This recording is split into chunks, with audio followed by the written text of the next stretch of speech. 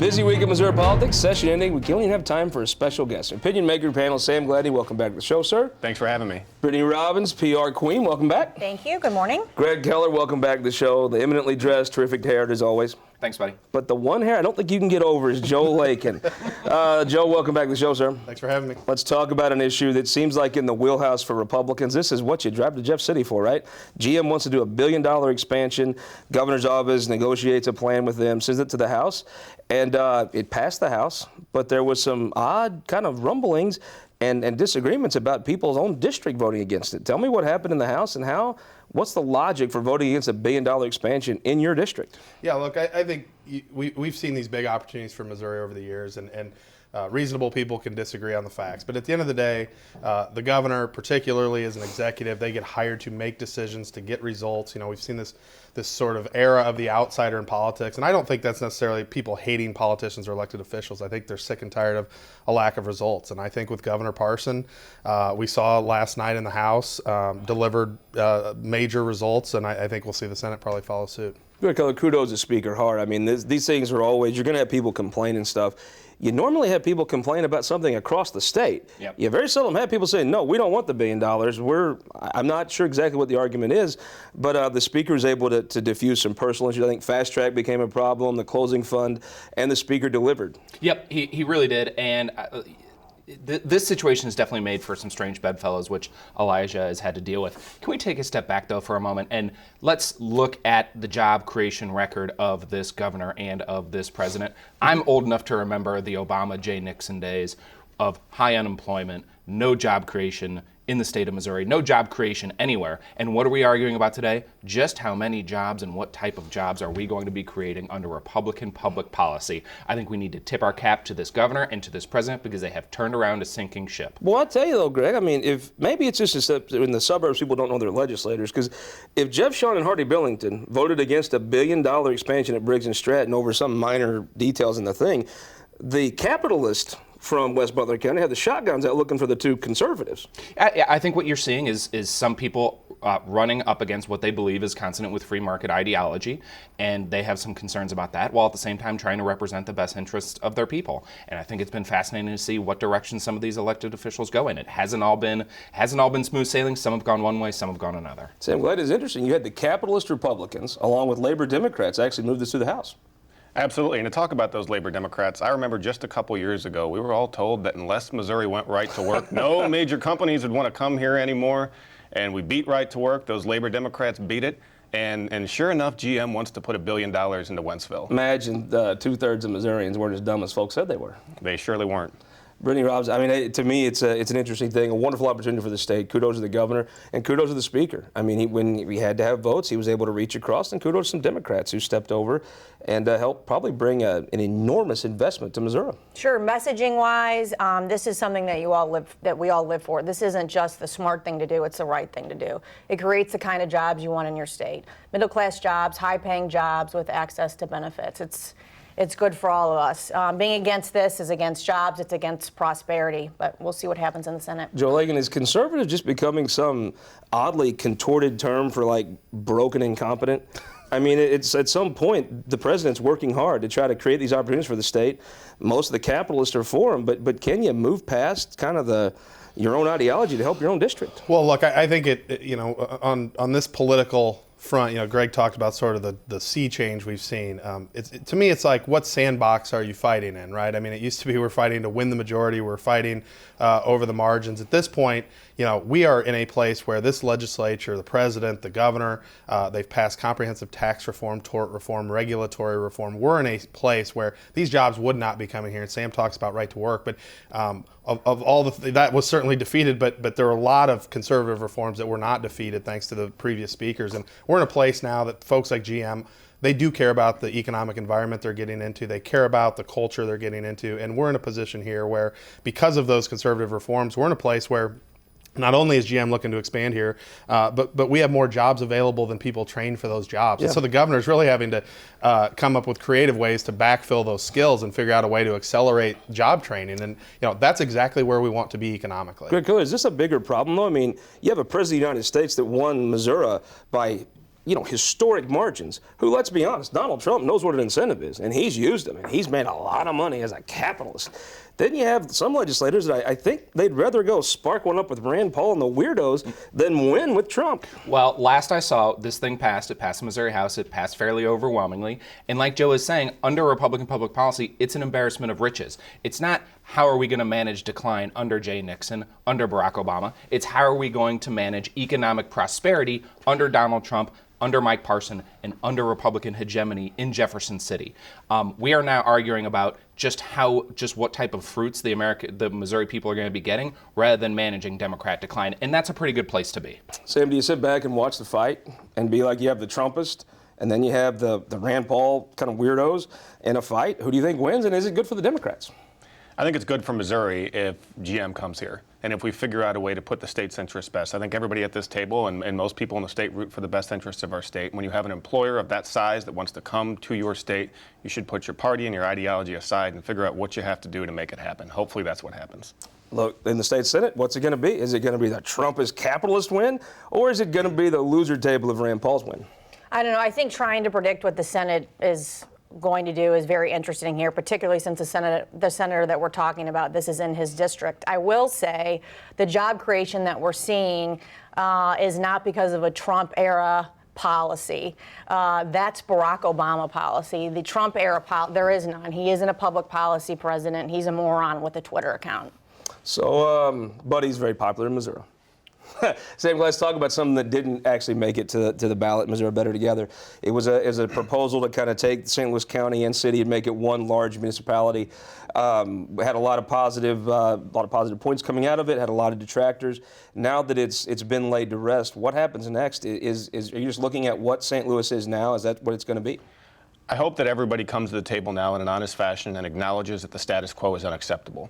We had some people put forward a plan. They listened to some of the public outcry about their plan. They pulled it back. Now everybody who's been on the sidelines can come to the table. And that's what I'm looking forward to, because we need solutions in this region. We can't just settle for the status quo, because that has us falling behind. So I'm looking forward to everybody bringing solutions to the table now. Gregg Keller, I have to say, this came on the heels of the former county executive Steve Stenger pleading guilty in federal court.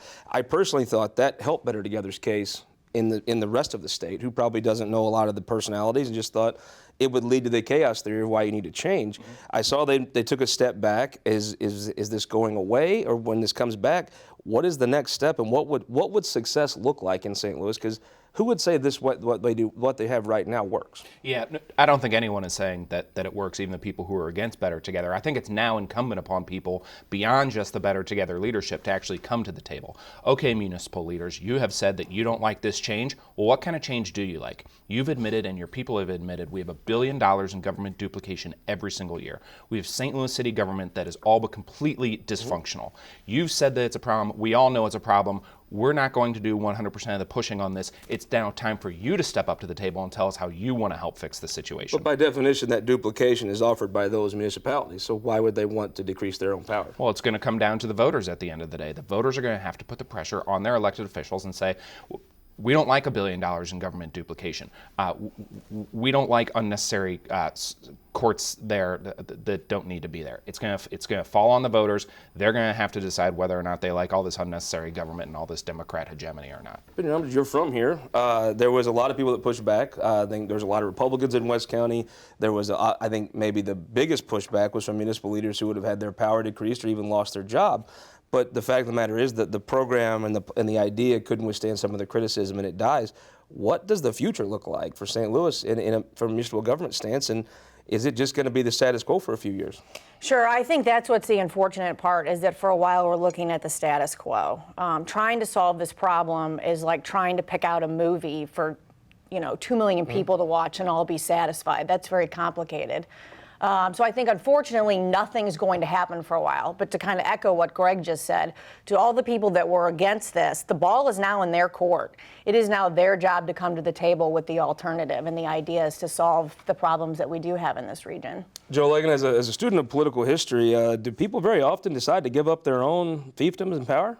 No, but I think what you do see is when there is voter outcry, a lot of times elected officials and entities and organizations will let out some of the pressure by being proactive. Will there be voter outcry over this? Yeah, I think there could be. I mean, look, I live in Webster Groves and work for a number of these Republicans in West County. I mean, there is no more exemplary situation, or no worse example of government overreach and misappropriation of funds than the TIF situation that we have in the county, with Walmart's jumping between legislative districts and cities to get new incentives. I mean, it's a crazy situation that we're dealing with, and I think ultimately people are going to realize that is a complete and utter waste of money. I felt Sam Gladney scoff at the mere mention of Walmart, but give me a prediction. Will there be a credible plan agreed to by any sort of a majority of people in the next 5 years?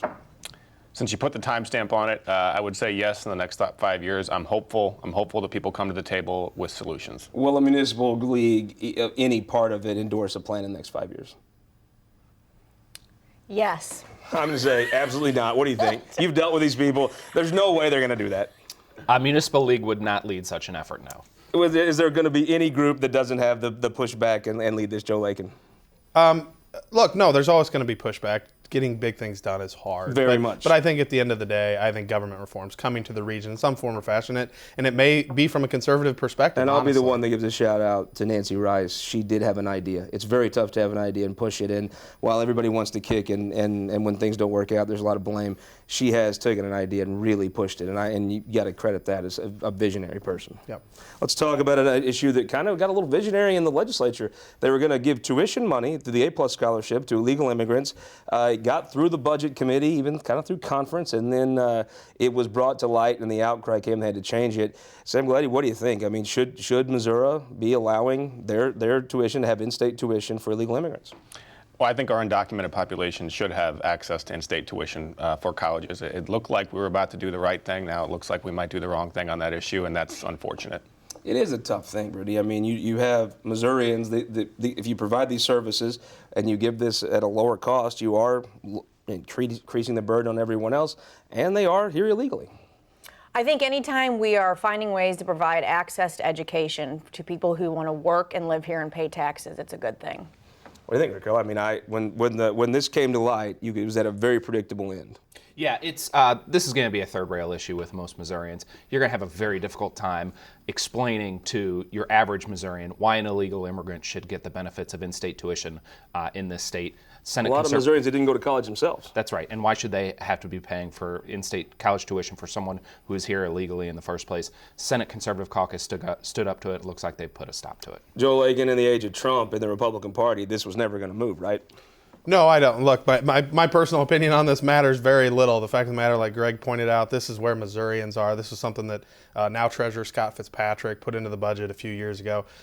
Look, at the end of the day, Missourians do not believe when we're having to cut from various programs, when we're making tough priority decisions, when the legislature is trying to give additional funds to our colleges that are screaming for more funding. I don't think that Missouri taxpayers would agree that this is a wise use of taxpayer funds. I have a friend, Francisco Escovel, from back home. Probably one of the most decent, good people I've ever known. My first advertisement, my first paper. He is the American dream. He is the dream that people had from Ireland and England in the past. I predict that while today obviously is where Missourians are, it won't be where they always are. I think there'll be a day where Missouri Republicans start to champion people like Francisco. But maybe that's not today. Democrat Party better hope so, because they're selling out their base in favor of illegals. Well, we gotta sell some commercial time, so we're gonna take a break. Before we go, I'm gonna tell you about ShowMeMissouri.com. We talk about the history of Missouri one county at a time. I got to go to downtown Boonville in Cooper County. I got to visit with Ann Betteridge, the lady that actually wrote the book on Cooper County at the beautiful Thespian Hall. Take a minute, go to ShowMeMissouri.com. It's with an AH like it's supposed to be spelled, like it's pronounced, except for Greg, and check it out and listen to the history of Cooper County. We'll be right back after this.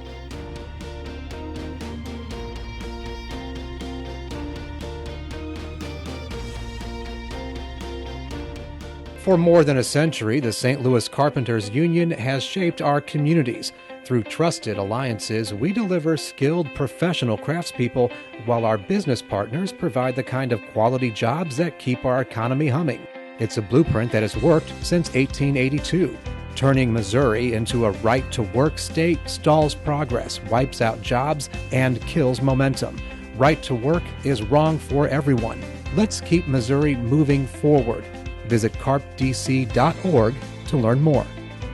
All across Missouri, our new car and truck dealers are building strong local economies. When you buy a car or truck in Missouri, you're helping to support over 20,000 Missouri families who rely on the auto industry for good-paying local jobs. You're also helping fund our communities, schools, first responders, and our roads because dealers generate millions of dollars in tax revenue. Missouri's automobile dealers have been the foundation of our communities for generations and for generations to come. The Missouri Automobile Dealers Association, the heart of Missouri. At Ameren, Missouri, we know what light can do. It draws people together and chases monsters away. And if you shine it in the right direction, it will light the path for the next generation, showing them what their tomorrow could look like and spotlighting the possibilities that lay in front of them. Investing in our community by lighting the way forward. That's energy at work. Ameren, Missouri. Welcome back this week in Missouri Politics. Busy week, no time for introductions. Brittany Robbins. I think coming down the pike is an abortion bill or a PQ. This is probably the most expansive abortion bill. Maybe its supporters say in anywhere in the country. It looks like it has the support to pass. It looks like there's the Democrats in the Senate will do what they can do to block it. But it appears as though one way or the other, this bill's becoming law. Sure. So I think anytime we are spending time discussing things that poll well in Jefferson City versus things that move the economy, education, and healthcare forward, it's a waste of taxpayer dollars. That being said, I get being against abortion. I get being pro-life. But Republicans know better than anyone when you try and limit things or ban things like assault rifles, bump stocks, types of ammunition, it doesn't work. So if it doesn't work with guns, I'm not sure why they think it'll work with abortion. I'm glad. I mean, I think it comes down to these folks run on these issues. People that are pro-life are usually very vocal about it, and every time there's an election held, supermajorities of pro-life people have been elected in Missouri. When the Democrats had sustainable minorities or even the majority, there was probably a majority of pro-life people in that body. It is one of those things where when people get mad at pro-labor Democrats, they run as labor, they say they're pro-labor, they go vote pro-labor. Why are people surprised? I wonder why people are surprised when they vote pro-life. Well, there are people that certainly did run on that from different parts of the state. You know, the one thing I would say is it's unfortunate. I don't think these measures, kind of like Brittany said, do anything to actually stop abortion. They just stop poor women from having access to safe abortions. Poor women will just have unsafe abortions, specifically in rural areas and in some of our urban areas. Women with means from areas like this, that live in places like Clayton, can just go to another state. But we really impact poor women and their ability to get safe medical treatment when we take some of these steps. But I understand that some people ran on it and they're going to push it, and that's kind of the place we're in. Greg, how this is going to become law, right? This is going to become law. Missouri is one of the most pro-life states in the country. This heartbeat bill is actually really not at all out there in terms of policy. It's being considered and passed in other state legislatures, similar bills. All it says is that once you can hear a heartbeat from a fetus, or I'm sorry, from a baby, once you can hear the baby's heartbeat, you can no longer kill that baby. It's completely common sense. The majority of Missourians are going to agree with it. Only reason Democrats are against it is because it runs completely contrary to their insane pro-abort left activists. Let me ask you a question, though, from a practical standpoint. I think practically this bill is going to pass, or a form of this bill is going to pass. But can you hold it up in court? I mean, where the movement has been, I think, has been from federal courts removing restrictions on abortion. Well, I'm not a lawyer. I know that Sam is. Sam may have an opinion on that one. That's the way our system is set up. Legislature passes it. Common sense, conservative, originalist jurists put in place by Donald Trump will make that decision ultimately. But that's not really Donald Trump's judges that'll make that decision, right? I mean, Joe, there'll be some judges that were not appointed by Donald Trump, and if you look at some of the most pro-choice judges in American history, they were appointed by Republicans at one time. It to me the question will be not does it pass, but does it hold up a court challenge? Yeah, I think it's a good question. I think it will. I mean, I really do. And one of the things that bothers me the most about politics is, people blaming organizations for other people's positions. People blame the NRA for people's deeply held Second Amendment beliefs, and the reason these legislators are enacting and pursuing these pro-life measures isn't because, honestly, it isn't because they ran on it. It isn't because of any organization or any support that they're looking to receive, other than from the voters of Missouri. Missourians are overwhelmingly pro-life. We run races in all sorts of states. You test this issue statewide. It's very, very pro-life state all over the state. There are pockets that certainly aren't, but that's why these measures measures are pursued, it's because the legislature is reflecting the views and the wishes of the voters. I do think, I agree that overwhelmingly Missouri has that position, but I think when Missourians wake up in the morning, abortion is not the top of their mind. They're thinking about the money in their checking account. Can they afford to send their kids to school, to camp? Are their kids' soccer uniforms clean for this weekend? They're thinking about the kitchen in Missouri, table. they'd be baseball uniforms, but Excuse me. They're thinking about kitchen table issues, and I think it's important to focus on those issues in Jefferson City. Well, as Greg said, we've been able to knock all those out, and so now we're able to focus on pro-life too. I mean, the economy's roaring. I had a chill thinking Gussie was going to have a soccer uniform, but that's my biggest concern. One of the greatest economies in Missouri history. Missouri Republicans have proved that they can walk and chew bubble gum at the same time. Well, Greg, I'm going to try to fish an opinion out of you about Clean Missouri. There's some changes that are coming through. It seems to me like the two things that might require a PQ to happen would be the abortion bill and then changes to Clean Missouri. The voters did vote. Just with an enormous majority for Clean Missouri. That's the best defense I hear from everyone. They want to change some of the redistricting parts of that while leaving the ethics reform in it. What would the changes that they have proposed do? And which one would you PQ is up to you? The hypocrisy we have seen out of the left on this has been absolutely galling.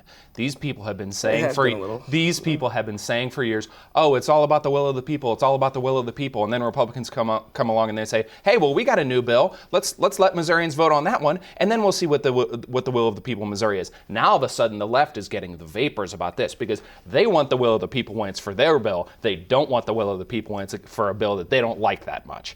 Could that be said of left, right, center, upside down? I mean, I'm simply saying that Clean Missouri is a communist, Bernie bro conspiracy launched by George Soros's left here in Missouri, and the hypocrisy we have seen out of them has been... What would it take it back to the judicial commissions? It would actually strengthen the ethics reform that is already in the bill. The only thing that it would do is strip out the partisan demographer position that Democrats put in and buried into their bill in the first place and pulled a fast one over Missouri voters on. I'm glad if you're Nicole Galloway, you got to be like, well, I'm against this, but if it happens, then I don't have to draw districts, and I just think they put her in an impossibly awful position. I can't imagine there's any way she wins when whether it's right or wrong. She's going to be tasked with owning this redistricting map.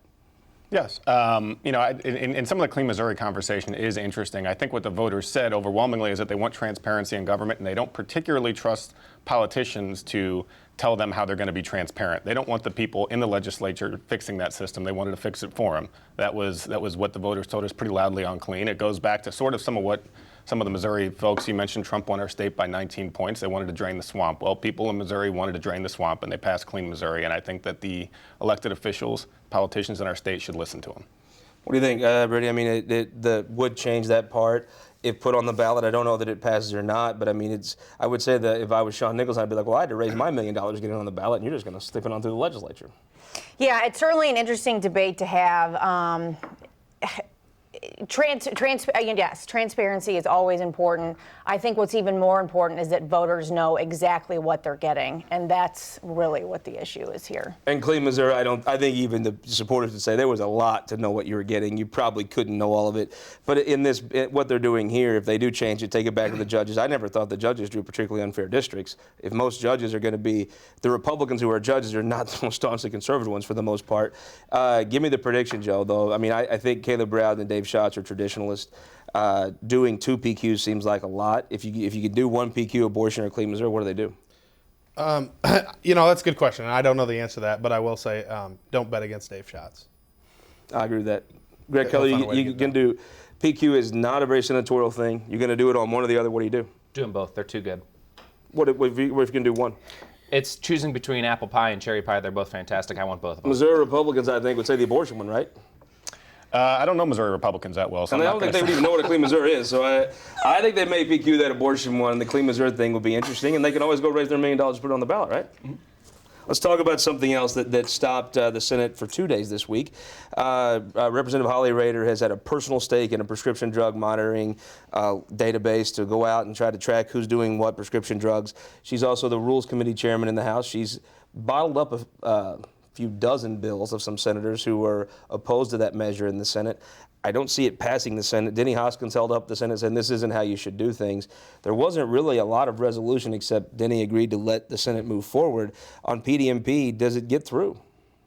Oh, that's a good question. I mean, the privacy argument is strong. I think regardless, though, the issue has to be addressed. There's no reason why we shouldn't have a statewide monitoring system in place for the opioid crisis. Joe Lakin, this issue is when you worked in the House. Every year this bill gets brought up, debated for 8 hours in the Senate and laid over. It seems like they should just bring it up and lay it over, right? Do the normal traditional 8 hours. Yeah, look, I mean, it seems like every session you can count on PDMP being at center stage at the end of session and House and Senate Republicans lobbing bombs at each other. But again, that's the process, right? Yeah. The founders were some conniving dudes. They set this process up to be adversarial. That's what it is. But at the end of the day, I talked about this earlier. It's about what sandbox you're in. This Missouri Republican legislature is going to pass a number of reforms. At the end of the day, we're fighting over some important issues. Again, deeply held positions. The Conservative Caucus is strongly and vehemently opposed to this. Some very well-intentioned people want this done, like Holly Rader, who has a very compelling personal story. But at the end of the day, I'm a cheerleader for this legislature. I am thrilled to see all the things that are getting done. And again, this is the process. This is the way it works. Well, Joe Lakin's good. At the end of the day, though, is there any issue you've seen that has maybe 8 to 10 Republicans against it and maybe 6 to 8 willing to filibuster it? Oh, I'm sure. I'm sure there's I've something never every seen year. one that had that much I may be wrong, opposition but at this I'm point sure. in session make it. I mean, that just may be a political reality. Gregg Keller, how do you?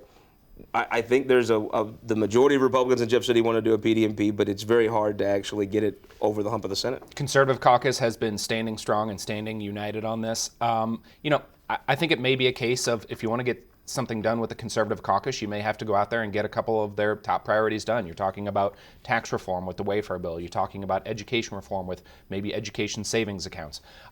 I think that they are going to want to see a couple victories on those things before Wayfair could get done, right? There's a path to Wayfair. I think there's a path for Wayfair, and I think ESA is a little bit more difficult. Sure. But I think that there's a path for Wayfair. Well, that's Listen, a radical change. Yeah, and the Wayfair, the Missouri state government is going to have a windfall because of this new tax of somewhere in the order of $150 million a year. What are we going to do with that, and how much of that money are we going to get back to the taxpayers of Missouri? Well, Sam Gladney, we had a minute left. Who won the week? My friend Nick Esslinger, West Point classmate of mine, 2007, was just awarded the Distinguished Service Cross when he was in combat. In 2008, a grenade was thrown in at his platoon. He threw the grenade back. He is as humble a guy as you will ever meet, and he would tell you that it was all his soldiers in the 101st Airborne Division would have done the same for him. So just as after 9/11, we've all said we will never forget. There are some people like Nick that have truly never forgotten, and the people that he served with, so he won the week. Brittany Robbins, who won the week? Well, that's tough to follow. St. Louis County Executive Dr. Sam Page won the week. I think he's going to prove to be a ethical and great leader for the region to move sound public policy forward. Who won the week? I'm going to say Senate Conservative Caucus stripping out in-state college tuition for illegal immigrants. Who won the week? I'd say the governor and his awesome team. I mean, they've moved their priorities this week in a big way, and I think he's going to have a great session. I'm going to say Nick Shore and John Weeman, two St. Charles County representatives that actually helped deliver what will be probably the biggest investment in the history of St. Charles County. Hope you'll win the week next week. Our big end of session show. Join us next Sunday on This Week in Missouri Politics.